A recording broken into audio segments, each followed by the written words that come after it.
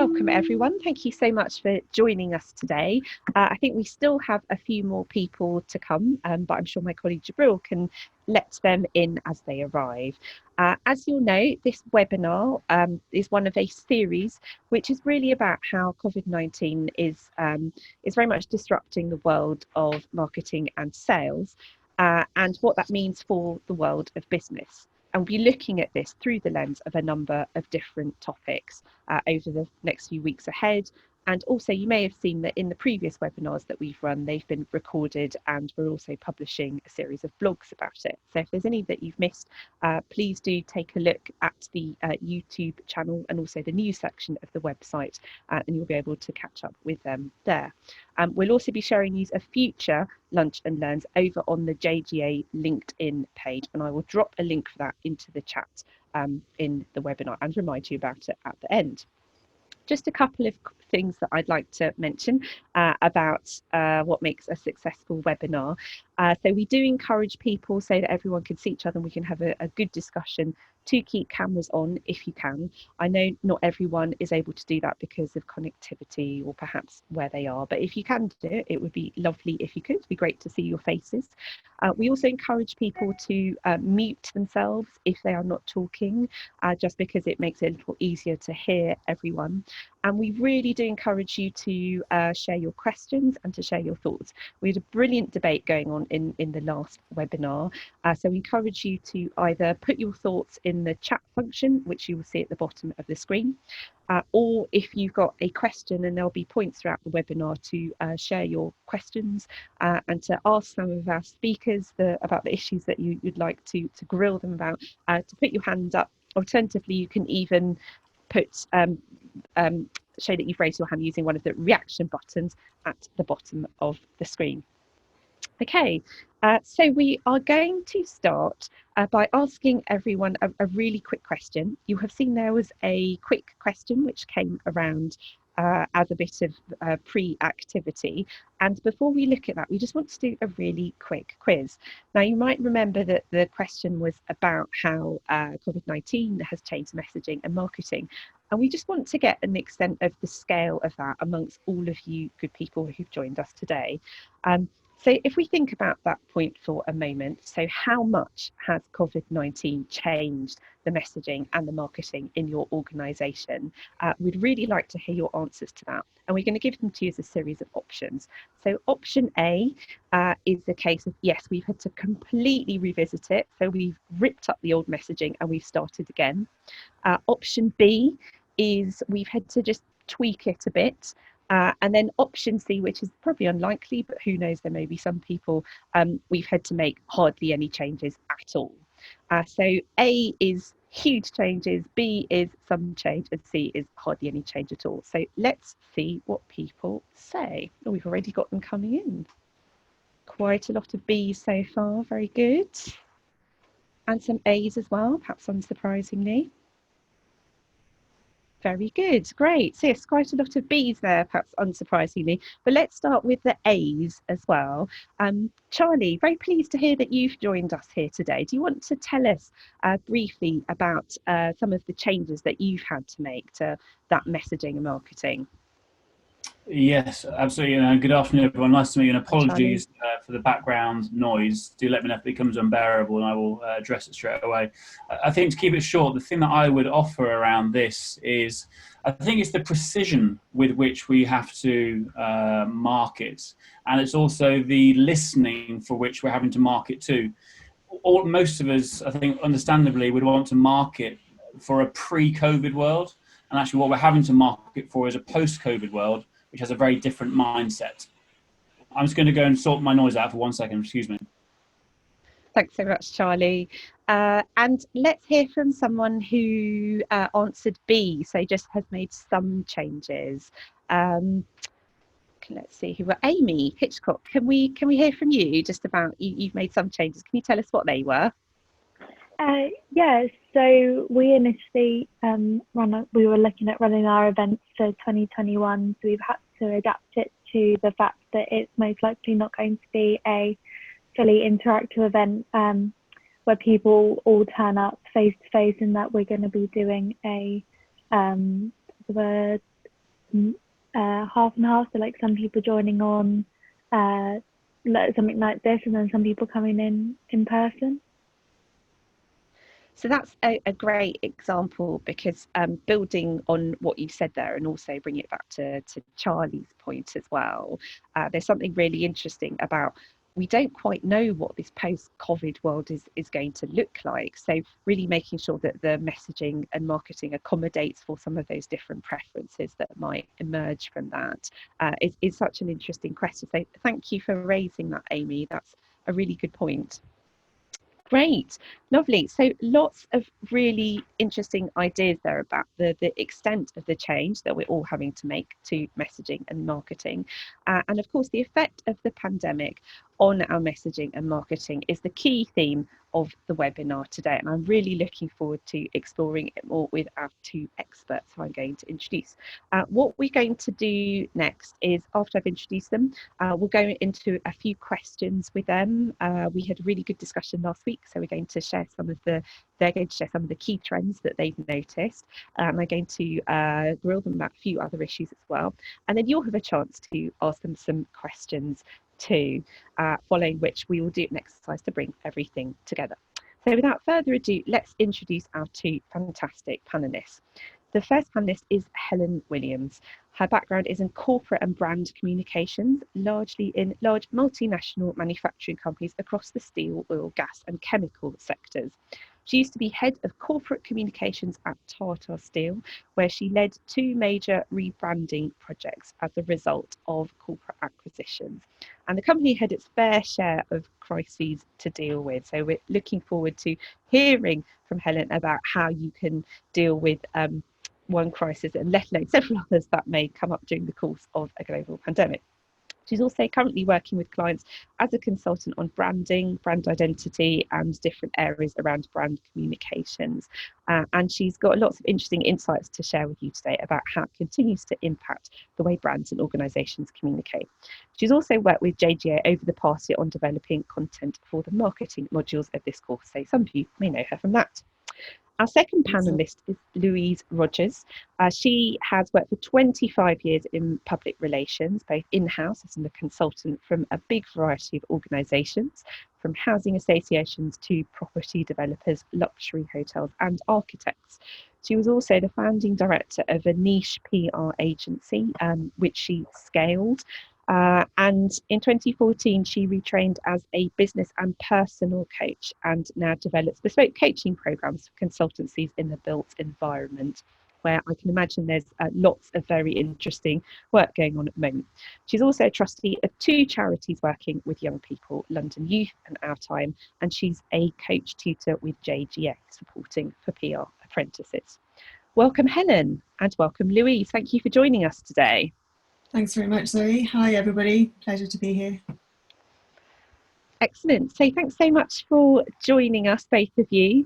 Now, we had quite a lively discussion last week about some of the changes that you had both noticed with messaging and marketing, and how that's had to shift quite significantly since we went into lockdown. Helen, shall we start with you? Do you want to give us a brief summary of some of the trends that you have noticed in those areas?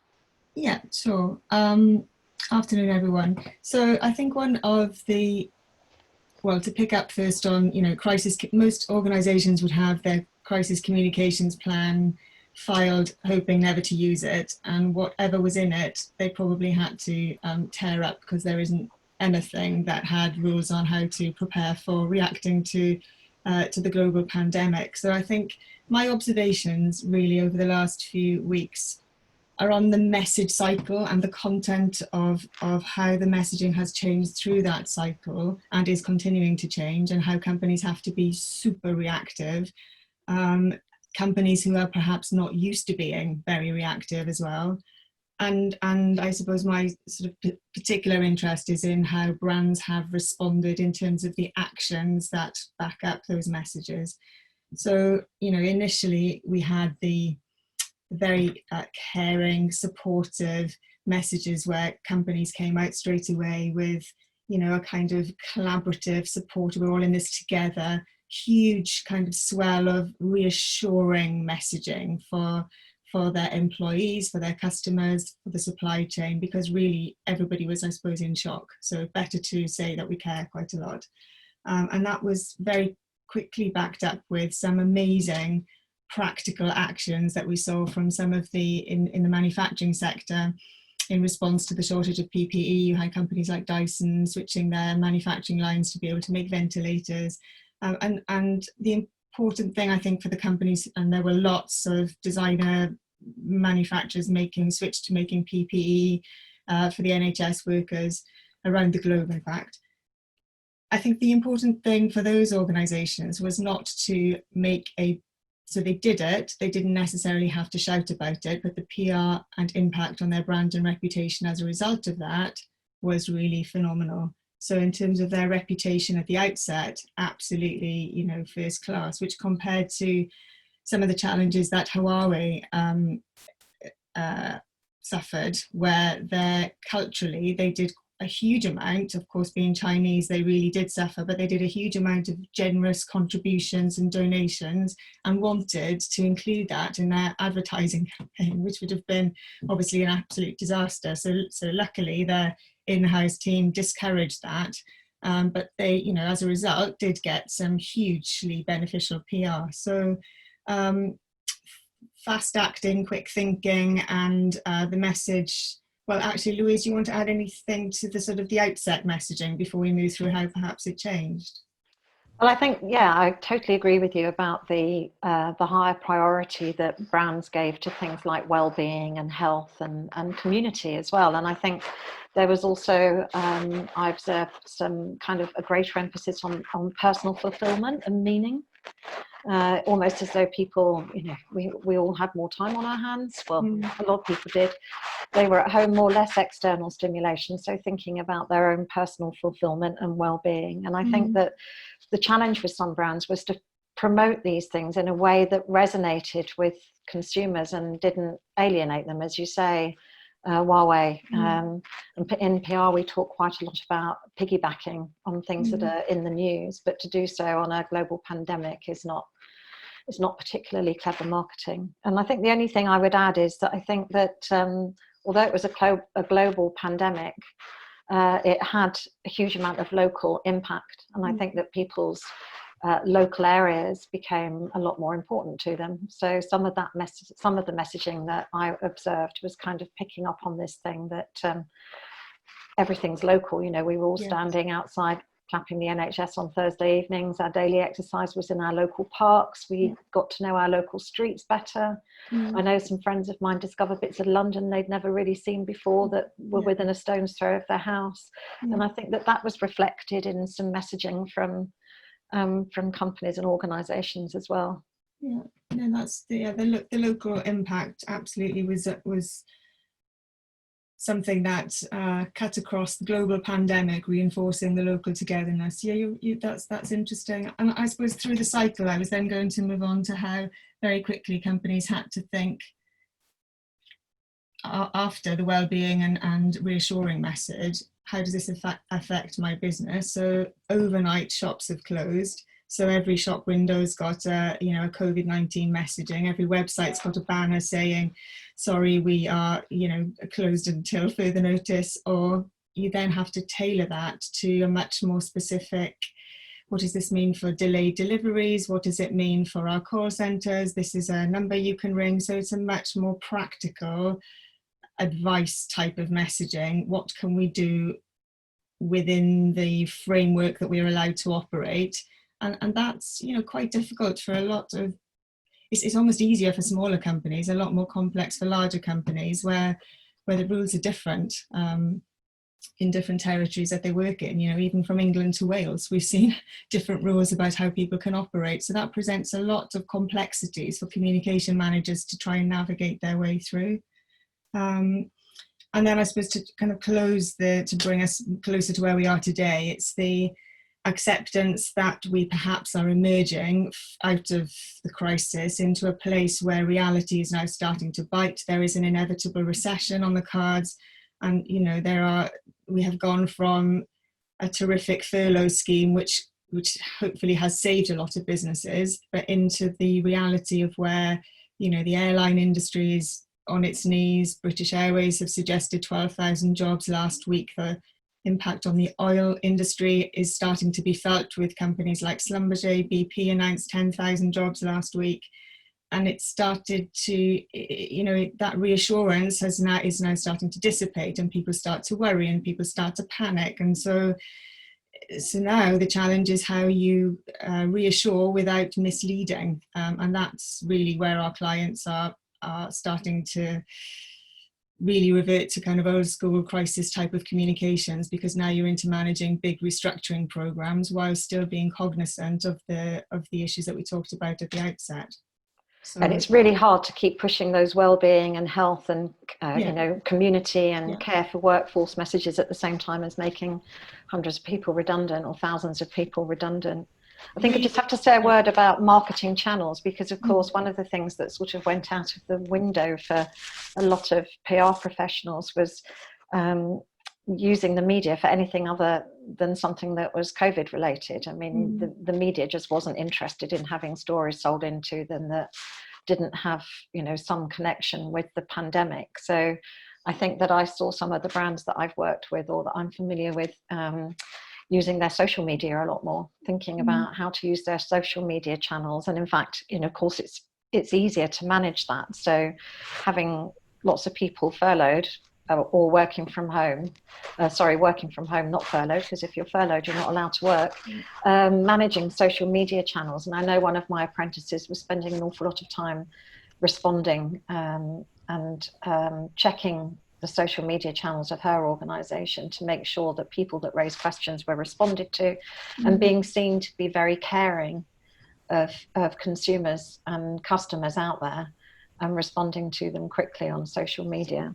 But I think you're right, there's a need to constantly reassess, because what was decided last week probably won't fit this week or next week. Yeah, and you risk a potential backlash if you've made some great grandiose claims at the outset and now you're into laying off 12,000 people. Whilst exactly. Clearly everybody understands why you have to do it, you've got to be so careful. But even, with all the goodwill that you had at the outset, you've just got to navigate it so carefully. And, and woe the organisation who is so scared of that, decides to be silent and says nothing, because that's the worst situation you could be in. But I think, for comms guys, managing messaging has never been so in the spotlight, under scrutiny, 24/7. It's Can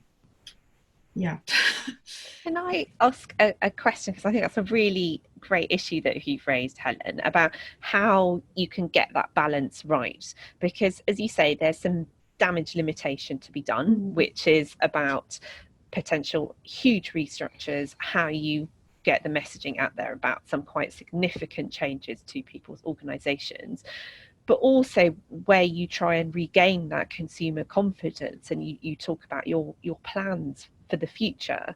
So how can organisations get that balance right? Because it's a tricky one, isn't it?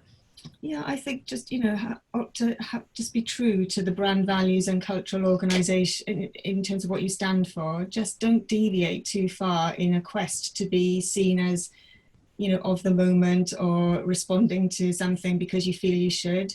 Just be very sure that what you say you can defend in all circumstances, because you can go from being very proactive to very quickly encompassing in experiencing a backlash. And that proactivity forces you into a much more reactive place, which is never the place that you want to be in. So companies have done tremendous things. Companies did hugely generous initiatives, and picking up on Louise's point about the locality response. There was the supermarkets obviously were really in the spotlight with people stripping the shelves at the outset, but very quickly they managed to create priority slots for shoppers. And I think it was Manchester where the Co-op came up with a series of initiatives for the local community, where they made donations and where they really protected and looked after food banks and things for the homeless. And that's the sort of thing that is true to what you are, and so even if down the line you have to, I think it was the Co-op that created something like 5,000 new jobs in response to the demand. So there are lots of great stories of brands who took actions that resonated with their brand values, and I think that is the key. The key is not to go off and do something because it feels good in the moment that you'll pay the price for later, but at the expense of not being overly cautious where you don't say anything at all. And I suppose the other thing is to reflect the, the changing the law. The change in laws around you in the markets that you operate also presents challenges. So right at the outset, where the government message in the UK for everybody was stay home, wash your hands and don't go out to save lives, it's really clear. And the government, some months later, when they changed to the stay alert message, faced a huge PR backlash because nobody really knew what that really meant, and neither did companies trying to respond to that. So that's probably the best example of how being clear, then not being quite so clear, creates some confusion. No, I'd agree with that. I think, being true to your brand values so that you take initiatives that echo and enhance those brand values. And also, as all the time, really, we should be thinking about truthful, clear and accurate content. It's always important at any time, but even more so during a crisis. And as Helen said, we didn't have particularly good examples of that at government level, but that people were very keen, desperate almost, to get clarity and from wherever they could get it for how they should act and what they should do. And I think they wanted to see that clarity in their favourite brands as well.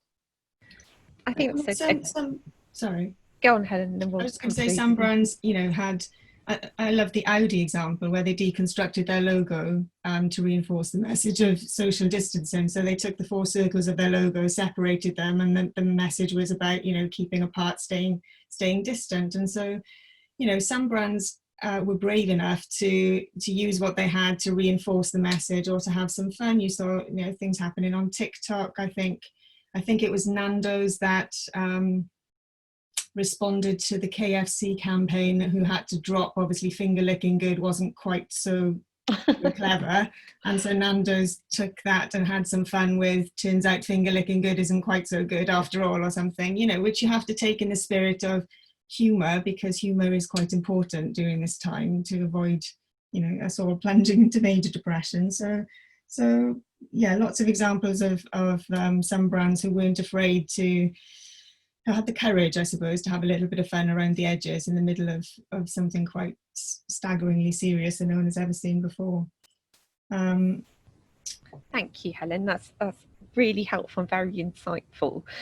Louise, can we come to you now you made that point about one of the learners that you have actually having to spend quite a lot of time on social media, getting those conversations and responding to people, really having those sort of dialogues and making people feel comfortable with doing that. It would be great to hear a bit more about how organisations can create more of those conversations and make it a bit more of a two-way process with the customer. So can you tell us a bit about that? Well, responding is a good start. I mean, there's nothing worse than, I had an interesting personal example the other week. I bought something from a sales outlet online, as we all did, and completely forgot about it, as we all did. Quite a few of those turned up on PayPal. I thought, what? But anyway, then I realised it hadn't arrived, and it was 2 months later, and I couldn't find a customer service number, and I couldn't see anything on the website, and I couldn't find a way to contact this brand. So I sent them a tweet and I got my money back within 5-10 minutes. So being responsive, I would say, is key. If that's the way that you're going to be engaging with your audiences, then make sure that there's somebody who's, because a lot of people use the timing software now, so that you can stage your tweets during the course of the day, and it shows. And I think that this was a time perhaps to pull back on that a bit, so that you could be more responsive and engage with people in different, having different conversations with people. I think Facebook is a good medium for that as well. I know that there's been some hospitality brands that have taken to Facebook more so than they would have done before, because it's more conversational. And you can, sorry, my pinger keeps going. I'm sure you're hearing that. So that you can engage more with with followers that way. I think those, yeah, it was all about the social media, wasn't it, really? And very important to stay congruent. And we can't have this discussion without recognizing the other pandemic that's been going on, that's been highlighted recently, and that's and the killing of George Floyd and discrimination. And I think that if we're talking about changing messaging and marketing in a time of crisis, it's incredibly pertinent now. And I was struck by the Blackout Tuesday, and then the debate that was then had with some brands afterwards, with photographs of all their board members all being white, male and middle class, well, presumably middle class, and being picked up for that because there was complete lack of congruence between the messages that they were putting out and the reality of their organisation. And then that's another, example, notwithstanding how awful the actual event that triggered the response, but you have to be so careful about making those claims. And it's just, if you come out because you feel you should, you better be very sure you can stand up to the scrutiny afterwards. Yeah. Which is why some companies are then equally punished for not saying anything at all. But it's a fine line, I think, especially if it's not true to your brand values and something you can back up. It's kind of best to just avoid, I think. Mm. So some great challenges and also some opportunities that you've both mentioned as we've gone through that discussion. So whether it's getting customers thinking about the future, but also some of the very significant challenges there are at the moment around how you communicate around potential restructures, and also the increased and I think quite rightful scrutiny that organisations are under now around diversity. So hopefully that sets things up nicely for the discussion that we'll be having with delegates now. Lots of meaty topics for us all to get our teeth into there. So now is your moment when you can ask Louise and Helen any questions. So it'd be great to hear from you now if you'd like to put questions into the chat, or if you'd like to raise your hand either physically or by using one of the reactions. Then we can come to you. So who's got a question that they'd like to ask Louise or Helen?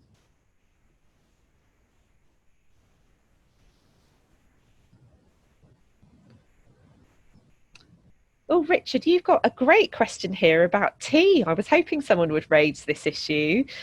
Richard, go for it. Sorry, mute.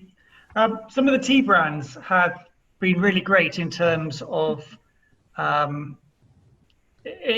using social media and Twitter in particular for dealing with the crisis. And of course, tea is not it's not PPE. Although there are plenty of people might say they'd die without a cup of tea. But the reality is that Yorkshire tea in particular has been fantastic, but the tea industry generally has been pretty quick off the mark. I think PG Tips has been good, and Tetley slightly less so. Are there other brands or industries where you think have responded particularly well with their messaging and their marketing to COVID and Black Lives Matter? Well, I was just thinking about one of my apprentices actually, and I've just checked, and she's not here, but she, I have two apprentices through JGA who work for a PR company that works a lot with hospitality brands and food and beverage brands.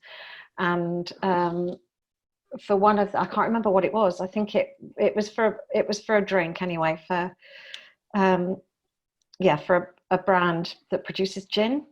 And anyway, they created a cocktail and sent all the ingredients for the cocktail and a cocktail class to some influencers, so that they could then make the cocktail at home and post pictures of it on Instagram, which was just it's not quite tea, but it made me think of beverage. It was just a nice example of how to reach out to people in a different way. And I guess the tea thing is a lot about community, isn't it? Because we often think of community when we think about tea and bringing people together. So I guess tea had a head start that way. I did see a tweet at the weekend about Yorkshire tea, because some far right person said that he thought it was made in Britain. It's called Yorkshire tea, and he's just found out that it's not made in Britain at all, which made me laugh. Tricky given the lack of tea plantations. Exactly. Quite. Not many in Yorkshire. I think that the other brands that responded well in terms of the product that they were known for. You could look at companies like The Body Shop, Unilever, L'Oreal, where they made soap or something similar, hand gels, and they went into mass production to make sure that the health service and key workers and hospitals and schools had access to those kind of to those kind of products that there seemed to be an immediate shortage of. And I mean, I quite like the Avon came out that one of their PR initiatives is to support domestic violence, and obviously that was one of the key risks flagged up right at the outset, the risk potentially of that increasing. And it was almost a gift to Avon, really, because they were able to really make a lot of work out of associating the support that they were doing with something anyway that was true to their brand. And I think that was a good example of somebody who didn't deviate but stuck to exactly what they had been saying and use it to good effect, and also the spirit of generosity and kindness to key workers and local communities around all of that. So I think anything around making a contribution and being seen to be helping at every opportunity was something that stood the brands that chose to do that in good stead. And I think the fashion industry as well responded brilliantly, whether it was Armani, Gucci, LMVH making PPE, or the companies making face masks, or H&M giving discounts to nurses or whatever. They responded quickly, and it didn't really cost them that much, but they gained a huge amount of brand enhanced PR and reputation value. Did they put the... Go on, Richard. Oh. Did they put their logo on the face masks? No. Maybe on the inside. I mean, that would have been quite vulgar. That would have been an example of what Huawei wanted to do in China. I mean, you have to be very, you almost want to do it and get other people to talk about you and not talk about it yourself. Thank you. It's a good point though, because I was on the Reebok website the weekend looking for some trainers, and I saw that they did have some branded face masks. So it's interesting seeing how a functional accessory is starting to also get repurposed as a fashion accessory too. I'm sure we'll see more of that. I think we will. Yeah. I'm sure there'll be Nike face masks, and all the rest of them will soon jump on that one. Yeah. Absolutely. Okay, great. So a great question there to start with, and one of my favourite topics as well, T. Who's got other questions for Louise and Helen?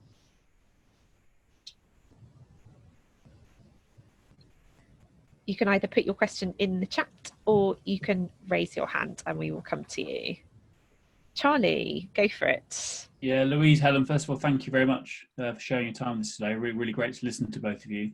I suppose the key word that I have in my mind is the word consistency.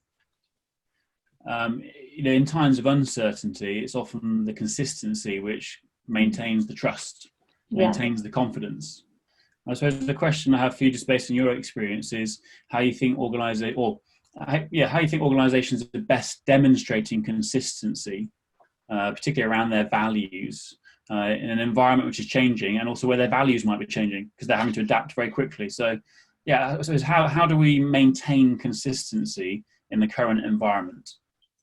I think thanks for the question. That's a terrific question. I think if you look at how we communicate, each organisation typically would have a sort of handbook that guides you on things like tone of voice, on language, on metaphor and style of communicating. And I would think that is a helpful starting point. So keep within the style that you're used to communicating. The content might change, but don't suddenly go from a hugely cautious organisation to someone who's gone off the wall with having fun on TikTok, for example. I mean, that clearly would be quite incongruous. So I think your tone of voice can be modified gently over time to respond, but be very cautious about changing the style you communicate and the way you communicate, because that can be quite disturbing for customers who are used to receiving information in a certain way, and suddenly they don't start to recognize who this company is anymore, which can obviously might make a customer decide, actually I'm now completely uncertain who you are now, you've shocked me, I'm confused, and I might make a choice to go somewhere else. Louise, do you want to add anything? Yeah, I think consistency, congruence, I think is the key word that I would pick out on that. It's as Helen said, it's about being congruent with what your stated values are and what your usual tone of voice is, and how your brand generally behaves. I mean, another personal example, I bought a sofa bed from John Lewis just before lockdown. Well, actually, no, several weeks before lockdown. Absolute silence from John Lewis about when that might be delivered. Loads of different calls, and I found that a bit incongruent with their brand. And when I did eventually get in touch with them, they said, "Oh, you know, there's been a global pandemic." I said, "Well, I'm quite aware of that, but I expected that consistency to be shown of making sure that the customers who have parted with cash and not seen a product know what's going on." So I think that brands have to hold very close to that. I think the other thing that we've seen more of is brands and organisations admitting when they might not have all the answers.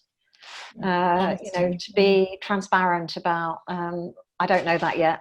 We're still working out our response to that as an organisation. We're looking really into how we can see more Black, Asian, minority ethnic people on our board. So during COVID and through that other pandemic, I think being clear that you're acting, but you may not know exactly what the action is yet, but it's going to be thoughtful and thought through rather than responsive and headline grabbing. And I suppose building on that, which you've mentioned the transparency, but the companies who will do the best throughout this are the companies who show leadership, who take tough decisions, but are consistent with their messaging, because that's the thing that will sustain the trust of their audiences and stakeholders throughout, whether that's investors, customers, employees. You know, it's tough decisions and it's clear leadership, which will set the framework for your messaging, which needs to reflect the way that you usually talk, and in a consistent, reassuring way. Yeah. I've just seen Richard's question, and then it brought to mind a local caterer near where I live, who is very well known and caters for lots of big events, including weddings, of course, and her business was devastated virtually overnight. But I have to mention the pivot word. Oh, yeah. She's been keeping in touch with her stakeholders through social media really consistently, very quickly started doing YouTube cookery demonstrations, very quickly started making meals for key workers from her kitchen, is now delivering afternoon tea complete with champagne to houses if they're celebrating a particular anniversary or whatever. So yes, I think that, Richard, for SMEs, let clients know the lights are still on, and that you're still operating, but also how you're still operating, because you're likely not to be operating in the same way as you were before. And that creativity that organisations can show at so this great. time. I mean, I think actually it's been a really rich period for creativity, and it sounds awful to say when it's been so devastating for so many people. But it has made, I mean, I think Sue, this caterer, would say that it's pushed her way out of her comfort zone. She had been operating a really, really good and successful and efficient business for a number of years, but working out how to respond to this and to carry on earning a living, basically, as a survival strategy, has made her be much more creative about what she does and the services and the products that she offers, which is just great. I mean, the humour is so important. You know, there's been so many memes created by amazingly creative people, and you mentioned, I think you mentioned Waitrose. I don't know if it was anything to do with Waitrose or whether it was just a take on a chap who had spinach delivered, not baby spinach, which is what he wanted. And he goes on and he says, you know, don't tell me there's a global pandemic. We had to cancel our skiing trip this year. And, you know, but it's so, it's just an exaggeration of something which makes you smile through people's brilliance. And that the poet who wrote The Great Realization, I think that had a profound effect on everyone. You know, I can't remember his name. Was it Tom Roberts? Do you know the poem I mean, The Great Realization? Oh, do look it up. It was a chap who, sorry, it's slightly off business, but a chap who was a poet, wanted to do something to because he felt inadequate because he wasn't a doctor or a medic as other members of his family, and he wrote a poem called The Great Realization, in which he imagines himself as a father in some years hence telling the bedtime story to his child in the year 2020. But I think what I was trying to get across there was people's creativity being used in the moment to do amazing things. I suppose we could look at Captain Tom Moore as well in the same vein. But do look up that poem; it's brilliant. And some businesses have had to change themselves completely, haven't they? Sorry, I was just going to say, I coached somebody for a number of years who runs an events company, and my sister actually runs a global events company. And the future, this is a permanent change for them. There is no return to anything like normal if you run, if your business depends on bringing large numbers of people together into one place. A, we've learned that we don't need to be together in one place. B, nobody's going to fly to Singapore for a 3-day conference from the States or the UK for some considerable time. So the changes that they've had to embrace, whether it's through hosting webinars like this one, or moving entire events, really complex global events online, have been phenomenal, and they are permanent. And can I ask a question about that before we move on to the exercise part of the webinar, just because I think the topic I'm about to raise is probably something that lots of delegates will be beginning to consider. So your point there about the global events company and the fact that there are lots of businesses that are going to have to pivot and change, and some of these changes may well be far-reaching and long-term. Should you be telling the story of that? How transparent can people afford to be with their customers about how they may be making these long-term changes? Well, I think it's the same for everybody. It's not pretending that you have all the answers, but demonstrating that you're doing what you can to respond to the current situation. I mean, no brand, say the global events company, can say, look, we can't imagine a time when people are going to get on planes and go to events again, but they're demonstrating by doing, aren't they? I suppose that's what they're doing, and they're being transparent that they're meeting a need for global connection and communication and discussion without trying to put people at risk. They could have just shut up shop, but they are, again, they can't say that they've got all the answers, but they can demonstrate that they're meeting the challenges, I think I would say. Brilliant. Thank you, Louise. That's very helpful. So really showed how you're responding to need.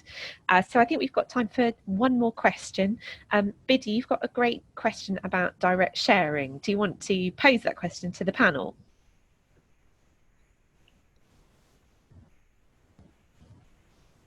Biddy, are you there?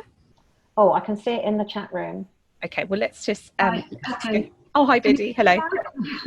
So thank you, Helen. Thank you, Louise, for your insightful discussions there. My question is just general one around the direct sharing of activities such as brand content and sponsorship. What other ways do you think marketing and PR comms activities can complement each other? That's a great question. Louise, do you want to kick us off with the answer to that one?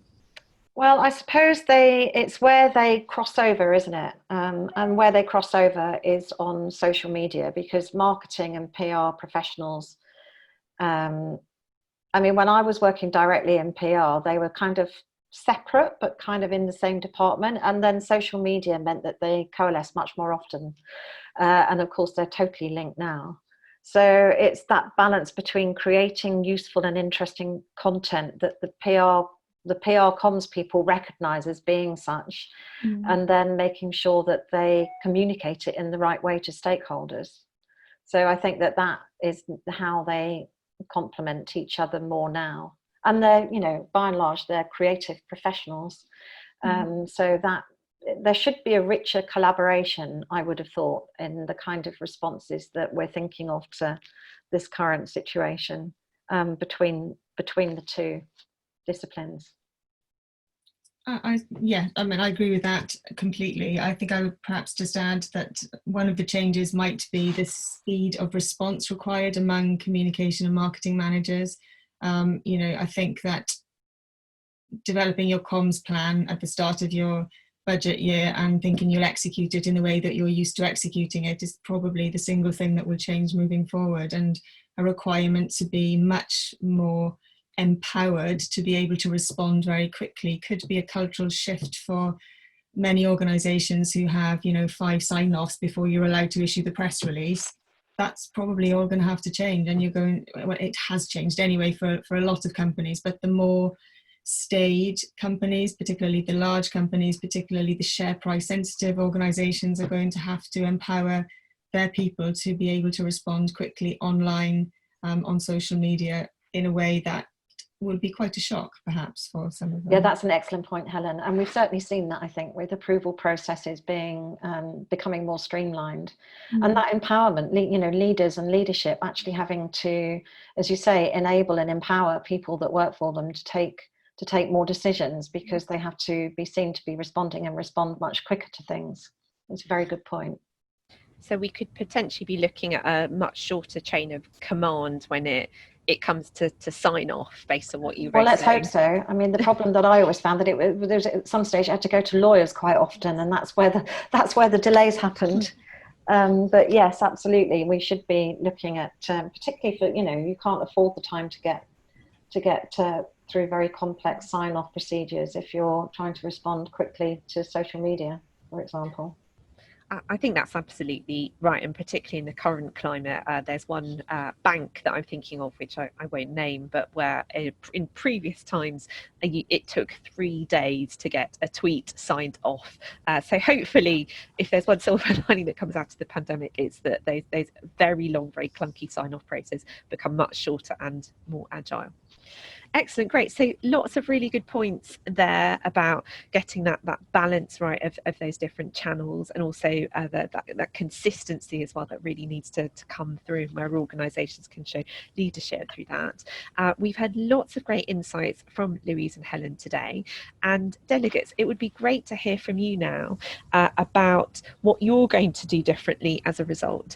So based on what you've learned today, how your approach to messaging and marketing might change. So you can either put that in the chat, or if you would like to just jump in and share your example and put your hand up, that would be great. So it would be lovely to hear from all of you on how your messaging and marketing is going to change.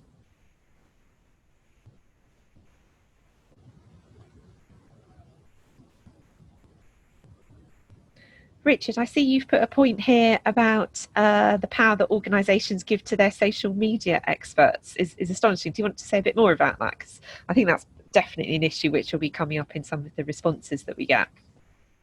Yeah, sorry. I was going back, so if you take the example of tea, where it is a commodity-ish product, albeit a branded product with the way it's sold, and if you actually go to someone like Yorkshire Tea's Twitter feed, and clearly the people operating that have sign-off powers that are frankly extraordinary, because they'll take a position on Black Lives Matter or COVID or whatever it is, and actually express through it, and essentially they're having to be the brand, and the enormity if it goes wrong. So if they'd misjudged the tenor of how the world was thinking about Black Lives Matter when the right winger was on criticising them, they basically told him to, I assume it was him, I'm not sure, to go elsewhere to buy his tea. We don't want them as a customer. And then PG Tips chimed in and did the same. It is astonishing. You get that sort of thing wrong, and you could be devastating for big companies. You're right. I think there's I suppose you could look at the organizational structure of how communications functions and marketing functions have changed, and the power that the head of digital or the head of social media has today is probably greater than the traditional head of comms, where everything had more lead time and everything was print, and that's that trust that you have to have in those individuals making those quick decisions is enormous. And the scope for it to go wrong is also huge. I was going to say the scope for it to go wrong, because I think that the message, "You're not welcome here to drink our tea," is nobody's going to argue with that message until you've got an employee suddenly comes out about the racism that they've experienced while working for you. So that power, if people are having, social media experts are having more power, it's trusting them to use it wisely and not to create massive pits for themselves. So one of the things that we'll do differently as a result of COVID and as a result of this discussion is we will diversify, if that's the right phrase, in terms of people doing our social media and our contacts and stuff. Because historically it tends to be me. So it'd be good to have other people doing it too. I think that would be a really good idea, because I did look at Twitter this morning. Yes, well, Twitter's not actively used. We tend to use LinkedIn, and we haven't had the courage to delete the Twitter accounts. Yeah. Sort that out. Yeah, I mean, I think it's a time for all of us to reconsider how and what channels we use for what messages. I think that's a very fruitful discussion that should be taking place everywhere at the moment. Brilliant, thank you. Yeah, and that's such a good point, because I imagine that one of the things that's really going to come out of the crisis and beyond is social media being even more mission critical as a channel. And as Louise and Helen have quite rightly pointed out, and I do say this as someone who's a massive fan of social media, that you have to be so careful about the parameters and also the quality of the people that you hire to do it as well, and how they're briefed, but also where they're empowered as well. So Richard, your fantastic example about Yorkshire Tea, I think that just wouldn't have happened without a really talented person or people working on that team, and then having a bit of space to come up with a creative idea about content, and also where they can really demonstrate the values of the brand. Yeah, it's what Helen was saying, it's not a job for the intern anymore. No, yeah, quite. And on that note, Richard Burgess, you put a brilliant point here about the importance of training, which I think speaks very much to the actions we'll all be undertaking after this webinar. Richard, do you want to say a bit more about that?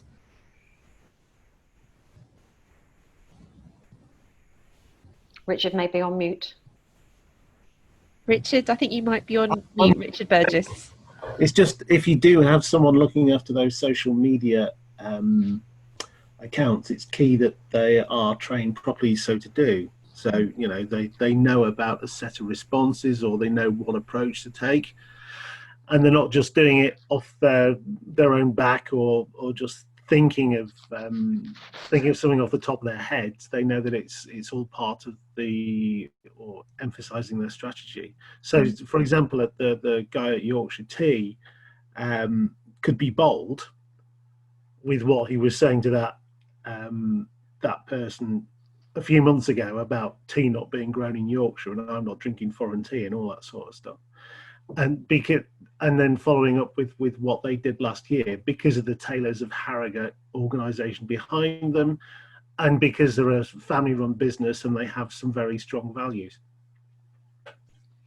Yeah, and I think the training is right, and you're right. It does. The training is critically important, and it does remind me of my daughter when she first graduated, went to work for a company and was responsible for quite a big brand's Facebook page, and was spending a lot of time kind of making up responses, and me as a comms professional was sitting on the sofa next to her thinking, what?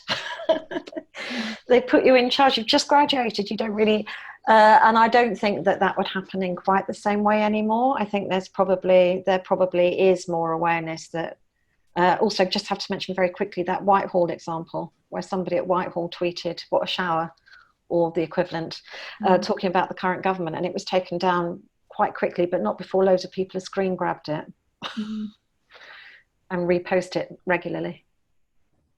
Absolutely. So I think that, and also the tea example, really speak to Richard's point, both Richard's points about training, and also thinking really carefully about the role and the responsibilities that you give people working on your social media team. And then speaking to the other point, the point about sign off as well, and what's involved in that, so that you can get good quality content out there quickly, but you've got the right checks and balances in place. Fantastic. Thank you so much, everyone. A very fruitful, very productive and very interesting discussion, which I've learned lots from, and I'm sure you all have too. Huge thank you to Louise and to Helen for sharing their insights and their ideas. As you can see, they're real experts in this area and have got lots of brilliant experience to draw on. So thank you so much for sharing your observations and also your tips for all of us here today. So we're very grateful to Louise and Helen, very grateful to all the delegates who've joined us today. Thank you so much for coming. If you would like to find out a bit more about future Lunch and Learns, please do follow us over on LinkedIn. I've just put the link to that in the chat. Next Monday, we will be talking about people. So that's been a big issue that's come up today as we talked about social media. So how people can be your secret weapon in COVID-19 and beyond.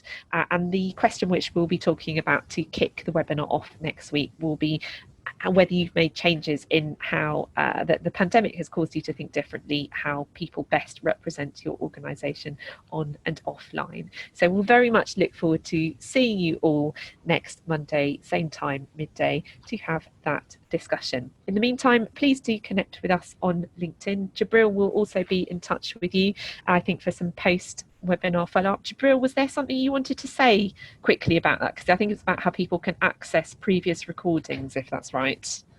Absolutely. Thanks everyone who's attended so far. We've enjoyed hosting these Lunch and Learns. We are collecting feedback from every delegate.